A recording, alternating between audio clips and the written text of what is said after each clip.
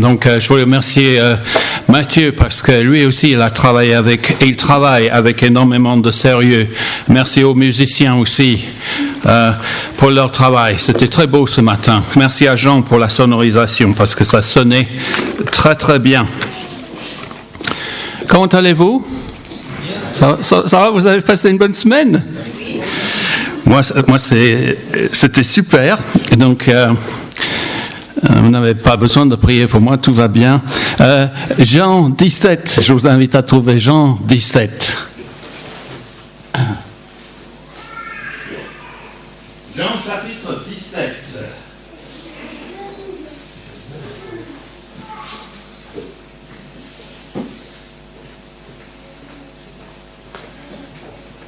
Il y a des Bibles au fond de la salle pour ceux qui n'en ont pas. Sinon, je pense que vous connaissez toute la Bible par cœur, donc vous n'en avez pas besoin. Jean 17. Bon, on va essayer de tirer de nouvelles choses de ce passage. Alors, qu'est-ce que ce serait bien de savoir ce que Jésus prie pour nous? Comment il nous soutient? On va le lire, Jean chapitre 17. Et on va lire juste les 5 premiers versets, puis on va sauter au verset 24. Jean 17, verset 1. Après ces paroles. Vous y êtes? Super. J'ai entendu quelqu'un qui a dit yes, donc on est... Voilà. Après ces paroles, Jésus leva les yeux vers le ciel et dit, « Père, l'heure est venue. Révèle la gloire de ton Fils, afin que ton Fils aussi révèle ta gloire. Tu lui as donné pouvoir sur tout être humain, afin qu'il accorde la vie éternelle à tous ceux que tu lui as donnés.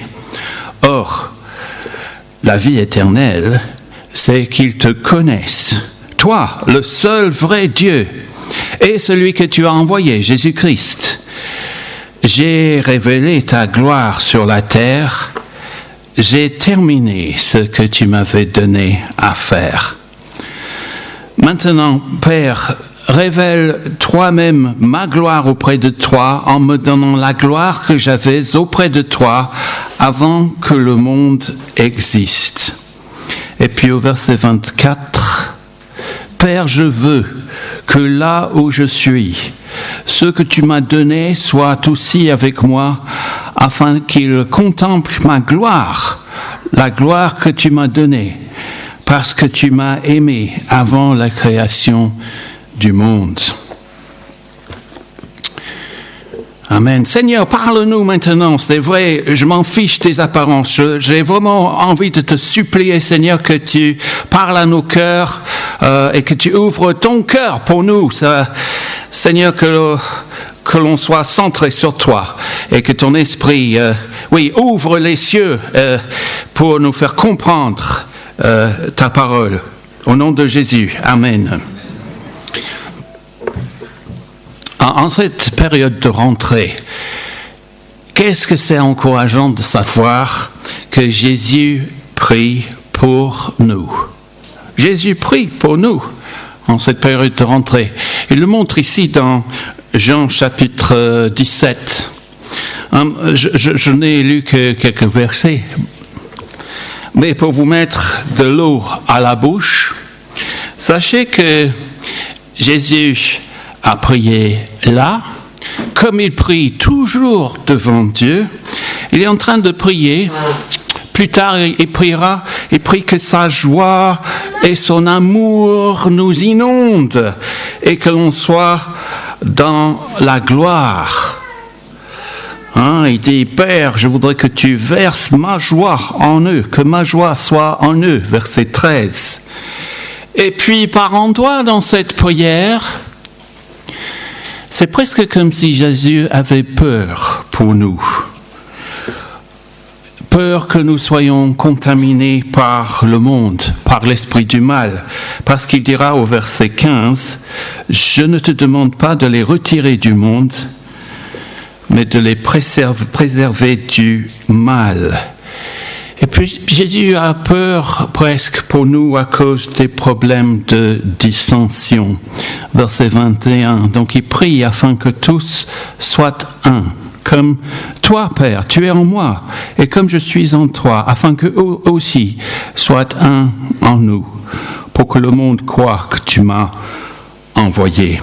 Vous savez, cette prière, c'est le tremplin pour tout ce que nous faisons dans la vie.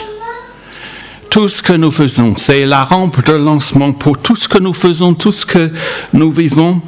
Et quel encouragement de savoir qu'à chaque instant de chaque jour, tout ce que nous faisons, que ce soit dans l'église ou au boulot ou chez nous, tout ça fait partie d'un dialogue intime entre Jésus et Dieu.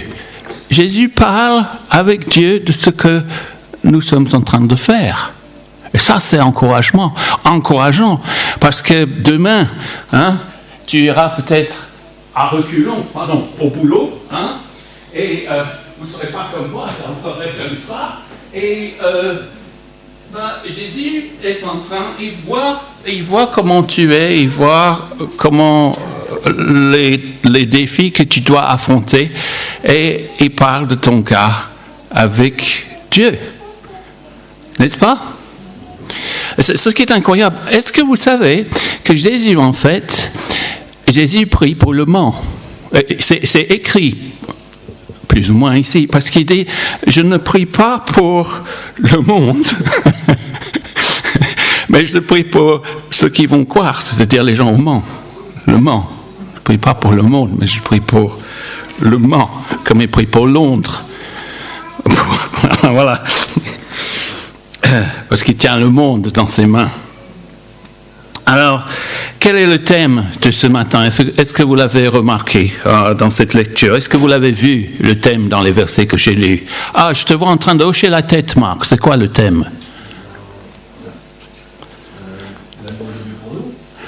OK. Oui. Non, j'aime bien quand c'est simple et pratique. Parce que, tu sais, dans les écoles bibliques, les facs de théologie, on parle des trucs. Et en fait, moi, on pourrait disserter sur ce passage. Mais moi, je veux que ça soit clair et accessible. De quoi parlent les versets dont j'ai parlé? La gloire. Qui a dit? Janine. Janine, dans l'interro mardi prochain. Je suis épaté, c'est incroyable quand j'écoute les gens qui viennent au groupe de mardi, qu'est-ce qu'ils en connaissent un rayon. Le thème de ce passage, c'est la gloire. Et je pense que le mot figure au moins 6 fois dans les versets que j'ai lus. Alors c'est quoi la gloire? Qu'est-ce que c'est que la gloire? Une vaste question, parce que dans le monde autour de nous, la gloire, c'est d'être vu, d'être connu, d'être élevé, d'être admiré, avoir plein de likes sur notre page FaceTube.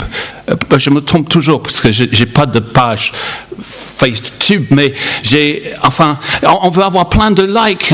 Moi, j'ai des vidéos sur YouTube et c'est presque, je le prends personnellement parce que je n'ai que 380, 400 likes, c'est pas assez.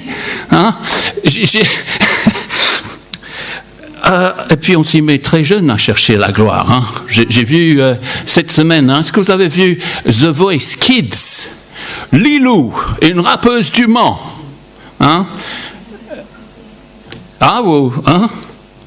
Vous la connaissez peut-être?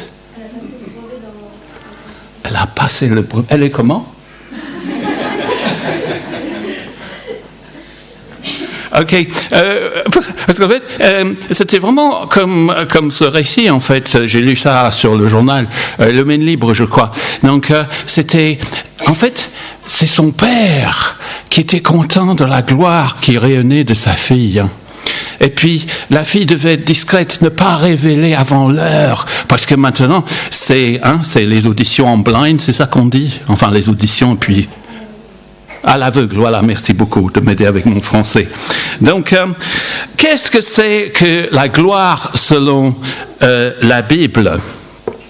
Eh bien, la gloire se trouve auprès de Dieu. Dans l'Ancien Testament, on a une notion peut-être un peu floue de la gloire de Dieu, parce que quand le peuple de Dieu est libéré des Égyptiens, de la tyrannie, ils sont accompagnés par la nuée de Dieu, sa gloire, n'est-ce pas? Mais c'est indistinct. Et puis quand ils sont dans le désert, ils sont accompagnés par la nuée, n'est-ce pas? Et c'est appelé la gloire de Dieu. Et puis, parfois dans le temple, c'est inondé de gloire. Donc le prophète Isaïe, vous savez qu'il a été terrassé en ayant une vision de la gloire de Dieu. Ah, Seigneur, je suis défait, j'habite parmi mon peuple. Les croyants, ils sont impurs. Et moi? La gloire, donc, Moïse a dit à Dieu, mais après la déception de son peuple, Seigneur, fais-moi voir ta gloire. Et Dieu l'a caché dans le creux d'un rocher. Et il a dit, je te fais passer devant toi ma bonté. Il a donné son nom, un Dieu compatissant, plein de grâce, exerçant, donc, etc., etc. Mais tu ne peux pas voir ma face et vivre. Eh bien, la plupart des gens autour de nous en France, je pense, supposent que Dieu n'existe pas. Ou bien Dieu est invisible pour eux. Hein. Donc, s'il existe un Dieu quelconque, il est impossible de le connaître. Hein. On ne peut pas voir Dieu en train de rayonner de sa gloire parce qu'il est invisible d'après eux. Donc cette question est importante. Comment je peux connaître Dieu? Comment je peux le voir? Vous savez que le Nouveau Testament a une réponse étonnante à cette question. Comment puis-je voir la gloire de Dieu? Ou fais-moi voir ta gloire si vous voulez. Jean, l'auteur de ce livre, l'auteur de ce passage, il est peut-être l'ami le plus proche de Jésus. Et Jésus est seul avec les 12, chapitre 13. Ils sont dans la chambre haute. Judas, qui va le trahir, quitte la pièce.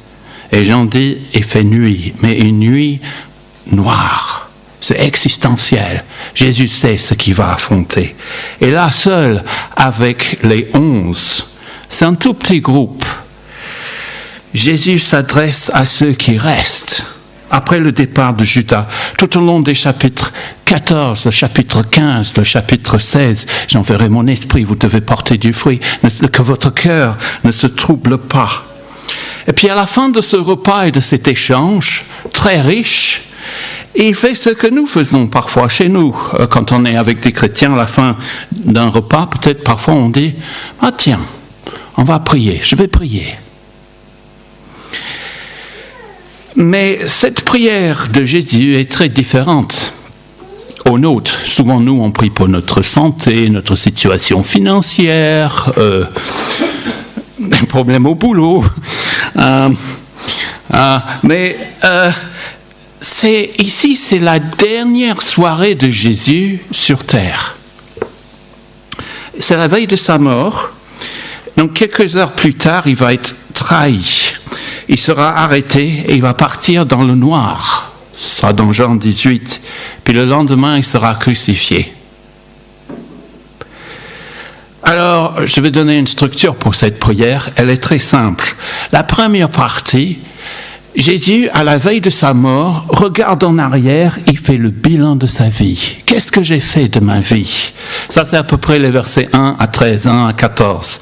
Puis dans la deuxième partie, il prie pour ses disciples, les 11 qui sont là, mais il prie pour le monde, ceux qui vont croire après, les disciples futurs. Ça, c'est les versets 14 à 27. 27? 26. Merci. Il y en a au moins un qui suit. Alors, j'ai pensé à un titre pour ce passage. Pour ce passage, non. Les titres des passages ne sont pas inspirés. Les en-têtes dans nos Bibles ne sont pas inspirés. Mais voici un titre pour le message, si vous voulez l'inscrire ou le retenir. J'ai bien vécu, je peux bien mourir. Je crois que ça c'est bien là. Si j'ai bien vécu, je peux bien mourir.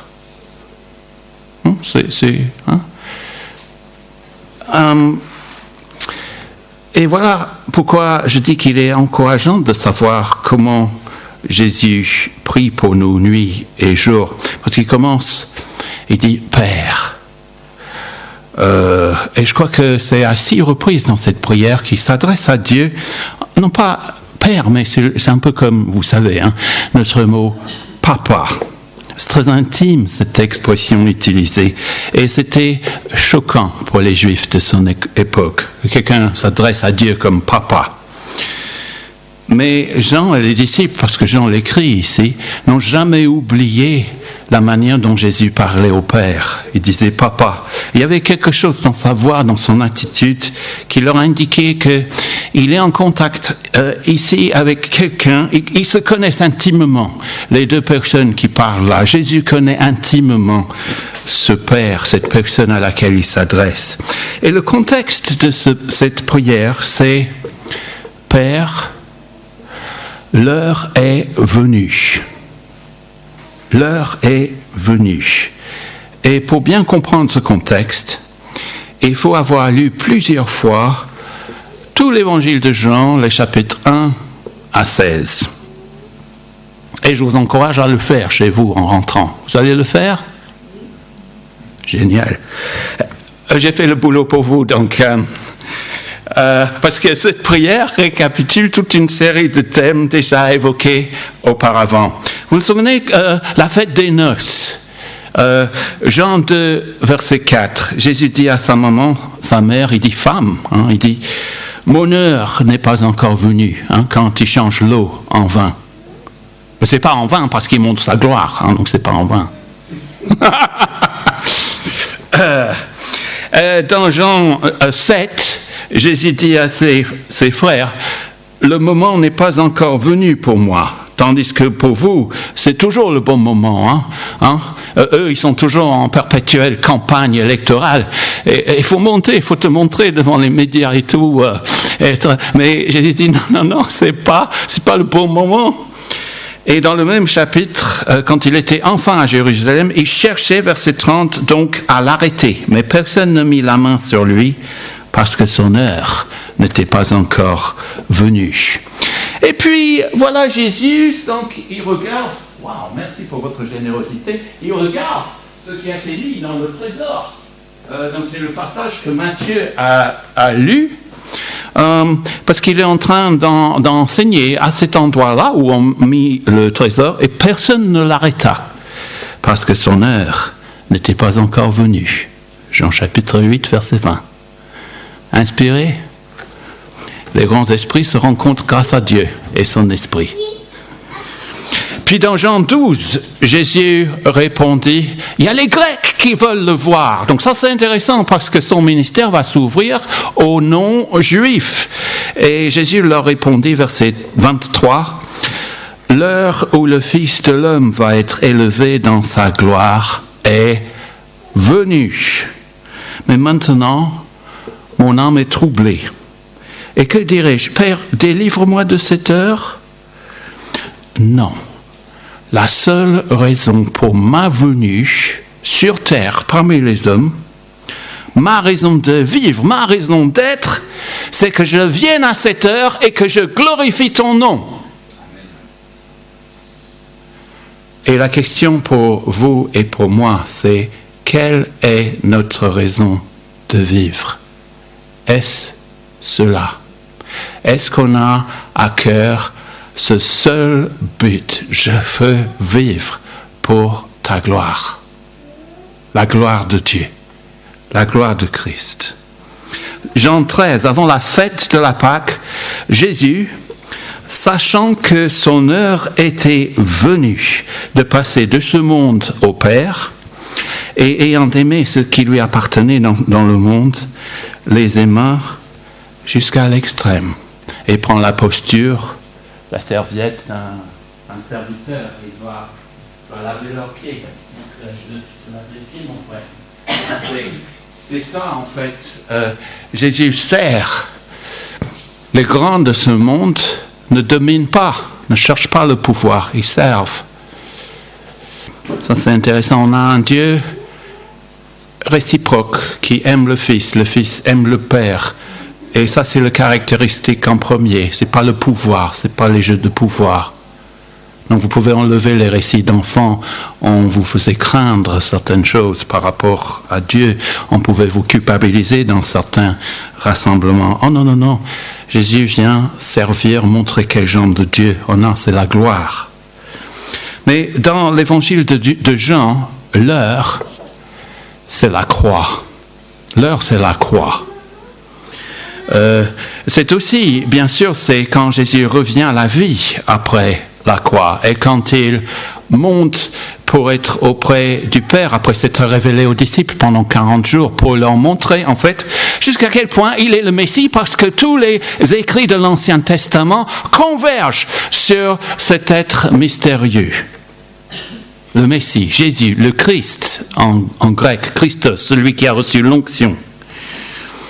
Et quand on parcourt cet évangile de Jean, on voit que Jésus dit souvent, dans Jean 8, verset 50 par exemple, 8:50, je ne cherche pas ma gloire. Je ne cherche pas ma gloire. Je ne suis pas égocentrique. Et donc cela soulève la question, qu'est-ce que la gloire? Autrefois, quand j'étais plus jeune, je cherchais ma gloire, je cherchais à briller. Maintenant, je brille naturellement, donc j'ai pas. Non, c'est pas ça. Mais je n'ai rien prouvé, rien. Non, mais j'ai compris que ça sert à rien de chercher sa propre gloire. La seule chose qui compte, c'est de chercher la gloire de Dieu, n'est-ce pas? Et donc, la gloire, c'est quoi la gloire? La réponse, la gloire, c'est le rayonnement. C'est le rayonnement à partir de l'intérieur qui éclaire le monde tout entier ou le monde autour de nous. Nous qui contemplons la gloire de Dieu sur la face de Christ, nous rayonnons de sa gloire. Et les gens qui voyaient sur le visage de Moïse, c'était luisant, ça reflétait sa gloire. Et les gens devraient sentir, toi et moi, ils ont été dans la présence de Jésus. Demain, quand vous serez sur la machine, sur ton poste de travail, les gens, quand je bossais en usine, ils disaient, mais si Jésus est la lumière du monde, pourquoi j'arrive pas à payer mes factures d'électricité? Des trucs comme ça, il faut être prêt à répondre, à discuter. Qu'est-ce que c'est que la gloire? Moi, j'ai un gros problème avec les voitures modernes. Vous savez, quand on démarre une voiture moderne la nuit, le tableau de bord est éclairé. Et donc, j'ai failli avoir un accident un soir d'hiver en quittant le CEP. C'était un mardi soir, j'étais garé à côté de toi, Pascal, et tu m'as aidé à sortir du parking parce que je ne voyais rien. Il y avait ta camionnette, il faut reculer sur la rue.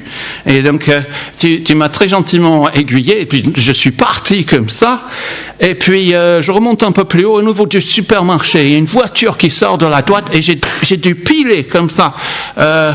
Et le conducteur ne me voyait pas, parce que je n'étais pas éclairé. Et là, j'ai capté, j'ai compris. Il faut des phares pour rayonner. Et je me croyais visible, parce que le tableau de bord était éclairé, mais j'étais invisible à d'autres. Et en plus, j'étais une voiture noire. Donc, il faut mettre les phares pour rayonner. La gloire de Dieu, c'est un peu comme ça. Dieu met la lumière et il se rend visible. Amen. Et sa gloire fait rayonner son être intérieur. Il brille comme plus fort que le soleil. Voilà les images bibliques. Alors ici, Jésus dit, glorifie ton Fils. que les gens me voient tel que je suis, vraiment. Ils l'ont vu un peu transfiguré, n'est-ce pas? Comme Mardochée. Et Jésus dit, je suis venu dans le monde afin que les gens connaissent le Père. Je suis venu donc donner gloire au Père, rayonner de sa gloire. Je suis venu faire connaître Dieu. Je suis venu le révéler. Et dans l'évangile de Jean, par exemple, à travers ses actes, ses guérisons, ses gestes, Jésus révèle sa gloire. Lorsque Jésus aux noces transforme l'eau en vin, le but c'était de révéler sa gloire. Il révéla sa gloire et les gens crurent en lui. N'est-ce pas? Et dans Jean 11, quand Jésus ressuscite Lazare d'entre les morts, Jean dit, tu verras la gloire de Dieu. Il est vivant, il sera vivant. Et toutes ces manifestations de gloire sont comme des poteaux indicateurs. Des signes, quoi, une signalétique. Des signes. Ah, voilà, vous voyez, là, ici, regardez, il y a un signe. Ici, là, je suis en train de courir. Et il n'y a pas de feu, en fait, donc je vais rester. Mais, restez tranquille, ça c'est un signe qui indique ce qu'il faut faire quand la réalité arrive, le feu. Et ce sont des signes qui présagent, qui préfigurent la réalité en Christ. Ça anticipe la gloire ultime. Et tout cet évangile tend vers ce moment, vers cette heure. Et c'est une gloire étrange parce que Jésus pense à ce qu'il va faire demain. Tomorrow will be a better day. C'est beau ton souhait. C'est pas très beau. Est-ce que tu peux juste me lever et nous montrer? En fait, tomorrow will be a better day. Ça veut dire demain sera meilleur. Jésus, je ne sais pas pour demain. Parce que Jésus anticipe ce qu'il va faire demain à la croix. Il dit au verset 4, j'ai révélé ta gloire sur terre et j'ai terminé ce que tu m'as donné, ce que tu m'avais donné à faire.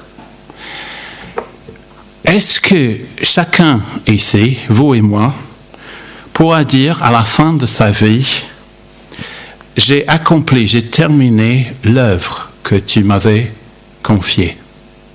J'ai fait le travail que tu m'avais donné, Père. Parce que l'œuvre de Jésus, c'est de donner la vie éternelle aux hommes et aux femmes, et aux enfants suffisamment capables de comprendre. Verset 2 de Jean 17. Tu lui as donné pouvoir sur tout être humain, afin qu'il accorde la vie éternelle à tous ceux que tu lui as donnés. Vous savez que le seul moyen pour connaître Jésus et pour connaître le Père, c'est de saisir ce fait. Jésus a achevé, accompli l'œuvre que Dieu lui a donnée. C'est pas comme nous, tant de fois on commence des choses que l'on ne finit jamais.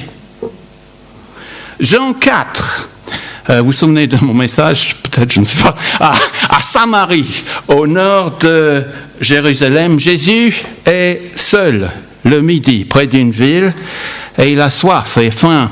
Ses disciples disent, est-ce qu'on peut aller te chercher à manger? Il y a un McDo pas très loin. Et Jésus répond, ma nourriture est de faire la volonté de celui qui m'a envoyé et d'achever son œuvre. Terminer la tâche. Et peu après, Jésus se trouvera, peu après cette prière, Jésus se trouvera encore près d'une autre ville, il sera seul.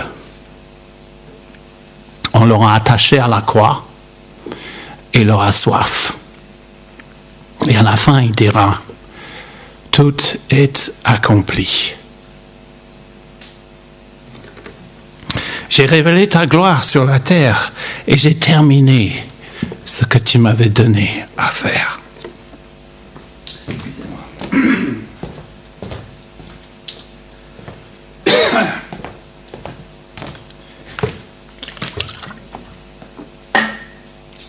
Si toi et moi, on veut voir la gloire de Dieu, c'est en regardant la croix.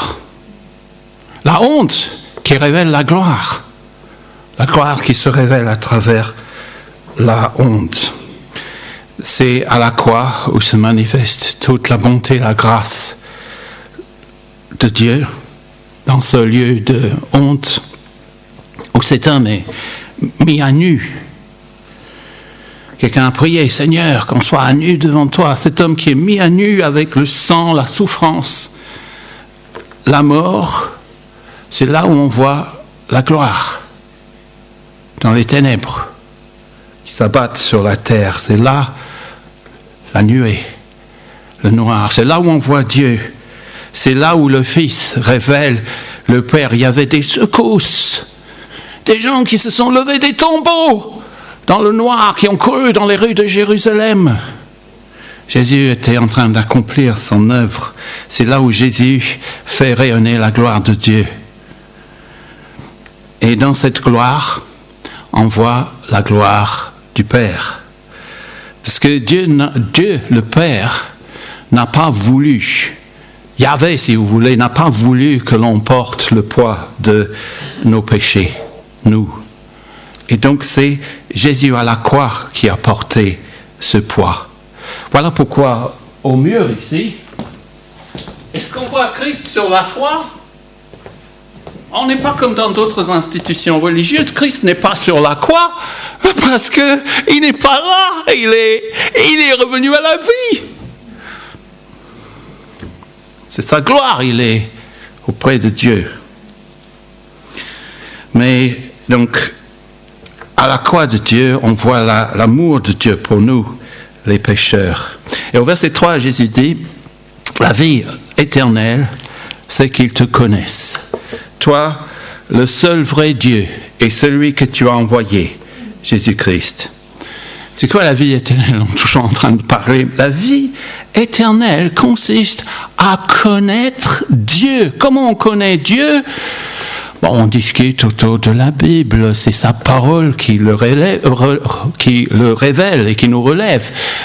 Parce qu'il est écrit, je leur ai donné mes paroles, ils les ont acceptées. Aujourd'hui, on est plus intéressé par l'image, par YouFace et des trucs comme ça. Et on n'est pas les réseaux, mais on n'est pas fichu de prendre du temps pour discuter ensemble et assimiler les paroles et les accepter. Or, la vie éternelle consiste à connaître toi, le seul vrai Dieu. Vous savez ce qui tue l'Évangile?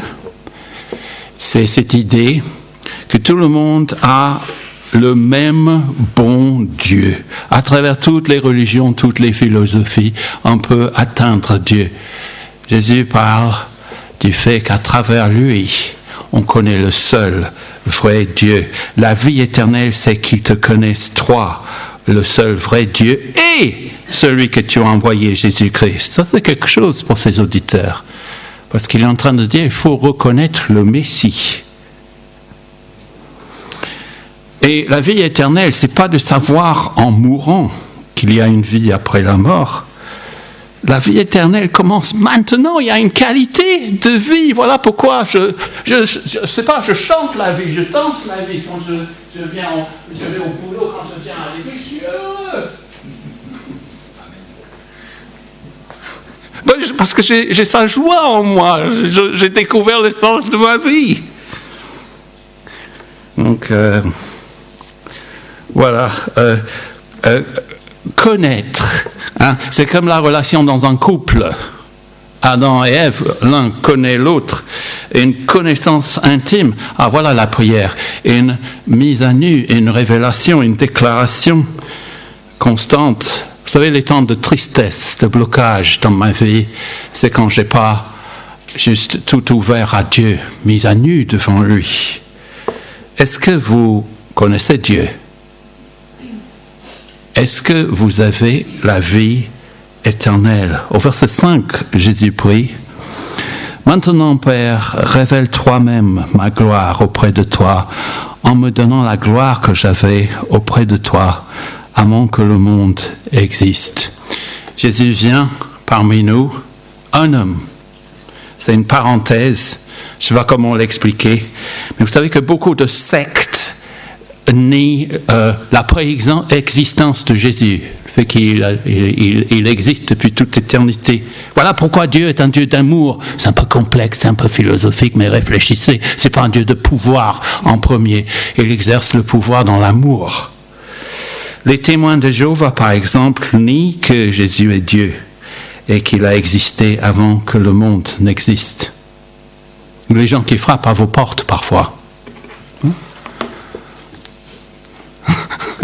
Donc, voilà, je vais conclure. Je vais mettre ce passage dans le contexte de la Bible en entier, parce que mon rêve, non, ma prière plutôt, c'est Seigneur, qui connaisse ta parole en entier. Donc ici, Jésus est plus ou moins à la fin de sa mission et il prie maintenant, Père, révèle-toi même ma gloire auprès de toi en me donnant la gloire que j'avais auprès de toi avant que le monde existe. Cette place exaltée dans la gloire, rétablie de Jésus, enfin Jésus qui réintègre la présence de Dieu, les psaumes, c'est la place que Jésus, que le Messie devait atteindre dans les textes juifs, dans l'Ancien Testament si vous voulez. Les psaumes affirment que le Messie régnera d'une mer à l'autre. C'est un psaume pour la Sarthe, c'est le psaume 72. Le Messie régnera d'une mer à l'autre. Qu'est-ce qu'il fait en fait? Il envoie ses disciples jusqu'aux extrémités de la terre, n'est-ce pas? Jusqu'à la Ferté-Bernard. Et dans le livre de Daniel, il y a quelqu'un qui ressemble à un fils d'homme, qui est exalté jusqu'au trône de Dieu. Et nous avons, vous et moi, maintenant, ce fils d'homme qui nous représente à la droite de Dieu. Je ne sais pas si c'est comme un député qui nous représente, monté à Paris, monté à même. Vous voyez? Et il nous représente nos intérêts pris pour nous. On a entrevu ça avec les tractations dans Esther. Et donc il y a un homme glorifié, assis à la droite de Dieu, en tout pouvoir, qui a à cœur, qui porte sur son cœur tous nos intérêts, tout ce que nous faisons, l'Église, nos vies. Et l'Ancien Testament dit que lorsque le Messie sera assis, élevé sur la terre entière, commencent alors à venir les temps dont rêvaient les prophètes. C'est l'inauguration d'une ère nouvelle, si vous voulez. La vie éternelle. Je leur ai donné la vie éternelle, dit Jésus. Et c'est comme les arbres qui dansent et qui, vous voyez, les guérisons et tout ça, c'est pas une cerise sur le gâteau à la fin pour quelqu'un qui meurt, c'est la vie dès maintenant pour quelqu'un qui croit. Et donc, je vais appliquer ça au niveau pratique parce que vous pouvez dire « Ah, oui, j'ai entendu un message à l'église, mais qu'est-ce que vous allez faire de tout ça ?» Vous savez que toi et moi, on ne sera jamais vraiment heureux si notre seul but n'est pas de vivre pour glorifier Dieu. Est-ce que vous avez remarqué que Jésus n'est pas forcément triste ici, malgré ses souffrances anticipées? À la veille de sa mort, il parle de la joie qui est en lui, verset 13. Et puis que ma joie soit... qu'il connaisse ça. Il veut partager cette vie, cette joie avec nous. Vous savez que le bonheur suprême, c'est de vivre pour les autres. On le voit ici. Jésus et le Père se glorifient réciproquement. Il y a aussi le Saint-Esprit. C'est comme le leadership de cette église. Il y a Michel, il y a Bob, il y a Mathieu. 3 personnes en un. Chacun avec nos différences, mais on se réfère l'un à l'autre, on se soumet l'un à l'autre, on discute. En fait, c'est une joie quand on peut travailler comme ça. On peut connaître ce genre de joie au sein d'un couple où l'un déverse la vie et le bonheur dans la vie de l'autre. ce bonheur suprême de vivre pour la gloire de Dieu, de vivre pour les autres. Et Jésus dit, j'ai révélé ta gloire aux hommes afin qu'ils la partagent aussi. Donc,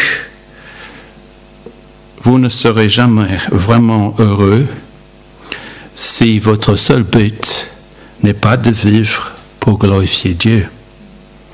Parce que j'insiste là-dessus, parce que chacun a tendance à chercher ses propres intérêts. Hein? Et Jésus, à la veille de sa mort, il pense aux autres. Hein?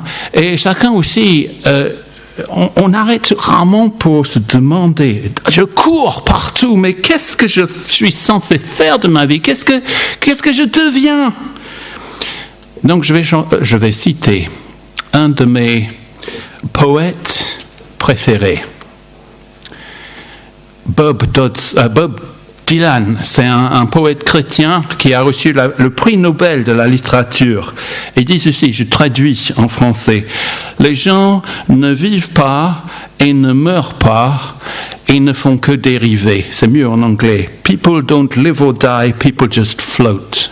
Les gens, ils flottent au gré des courants, quoi. Moi, j'ai envie de vous demander, à chacun ici, est-ce que vous avez élaboré un plan pour votre vie? Sinon, vous allez aller à droite et à gauche, tiens, je vais faire ça, tiens, peut-être que je vais faire ça. Et c'est comme moi, ce matin, je me suis dit, tiens, je vais faire du vélo. Et puis je me suis dit, zut, si je fais du vélo, je serai en retard, ça va se répercuter sur les musiciens, sur les gens au culte, et puis on ne pourra pas commencer à l'heure. Et Jésus dit, mon heure est venue. Ce serait réducteur de mettre ça là, mais... Est-ce que vous avez un plan pour votre vie? À la fin de ta vie, est-ce que tu seras capable de dire, Seigneur, Père, j'ai accompli l'œuvre que tu m'as donné de faire, et de le dire à l'entendement des autres, les disciples qui l'entendent? Peut-être que vous êtes à la retraite. Et maintenant, que vais-je faire de tout ce temps? Peut-être que vous vous lancez dans la vie avec toutes les forces, tout le potentiel que vous avez. Vous êtes collégien, lycéen, étudiant, et vous n'avez peut-être pas forcément réfléchi vraiment à ce que vous voulez faire. Oui, il y a les options, il y a le nouveau bac. Mais moi, je dis à mes étudiants, moi, ce qui m'intéresse, c'est pas ça. C'est la vie réelle, au-delà de ça. Peut-être que vous êtes à ce stade de vie où vous avez plein de responsabilités professionnelles, familiales, ou bien peut-être que vous êtes en recherche d'emploi, de situation où vous vous demandez, mais qu'est-ce que je vais faire de ma vie? J'ai juste envie d'insister, est-ce que vous avez un plan qui vous permettra de dire, j'ai accompli ce que tu m'as donné à faire? Il n'y a rien de mystique, il y a des chrétiens qui sont là, Seigneur, montre-moi ce que je peux faire. Alors que, en fait, les dons que l'on a déjà sont les choses qu'on est censé mettre à l'œuvre dans l'Église. N'est-ce pas? Et donc, enfin, moi je suis enseignant dans la vie comme je suis enseignant ici. Je suis comme ça, quoi. Et je fais aucune différence. Il y a le travail séculier, le travail spirituel, c'est nul ça. Donc, parce que tout est sanctifié, glorifié quand tout est pour Christ. Alors, est-ce que vous voulez savoir, je vais terminer avec ça, est-ce que vous voulez connaître le plan que j'ai fait pour ma vie?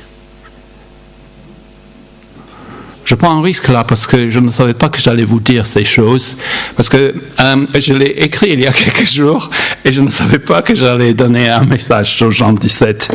Mais et je déteste d'ailleurs quand les gens racontent leur vie parce qu'on est censé raconter la parole. Mais je dis ça au cas où ça vous soit utile.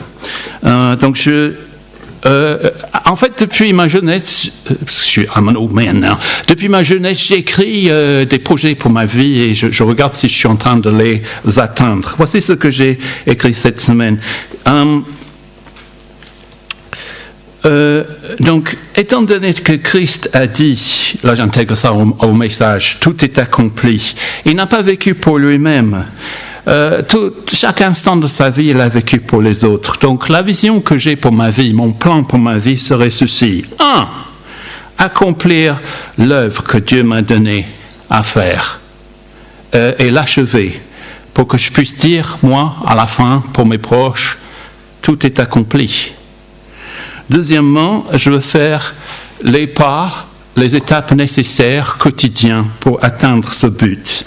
Et là, sans ordre précis, voici les étapes pour atteindre ce but de la fin de ma vie. 3, vivre davantage pour d'autres que pour moi-même. Donc ça veut dire respecter la dignité des autres, ne pas les dénigrer, lutter pour la justice pour eux.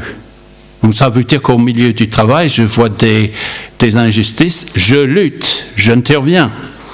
4, chercher à découvrir la volonté de Dieu en lisant sa parole et en priant chaque jour.